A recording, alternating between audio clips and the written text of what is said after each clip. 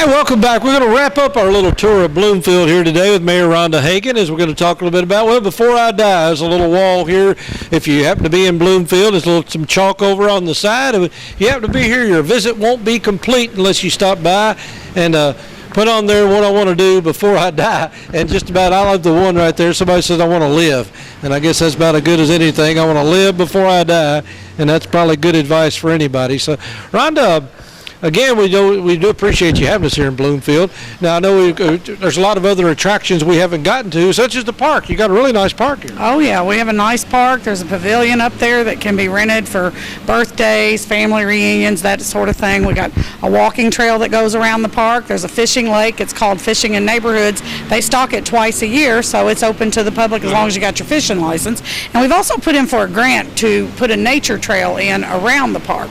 So we're continuing to make improvements. The park is a really nice place to go and visit. A lot of people that are working in the town go up there to have lunch, but it's a nice park. Okay, does anybody rent it out or anything of that nature, or is it just basically open all the time? It is open to the public until dusk. I mean, it closes at dusk, but if you want to rent it, you can contact City Hall and you pay down a deposit and you can rent it for a Sunday afternoon, for the whole afternoon, or a Saturday, and to have your family reunion or whatever you'd like to do up there. I know y'all have a couple festivals here throughout the year. I mean, they got something coming up in October, and then you have something at the park itself throughout the year.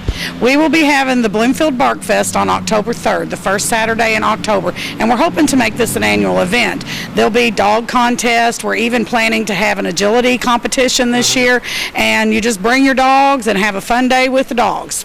All right. Well, it sounds to me like you have a lot of history we've noticed here today. Is there anything that we're missing right now? Like I said, I know we can't get everything in because it's hard to do. But the old businesses, the new businesses, you got the old drugstore's gone. We got a new drugstore now. But what else is going on that we really need to tell people about? Well, we do have some farms that are open to the public. A lot of people aren't aware of the agritourism. The alpaca farm is down the street, and so is Mark's honey farm.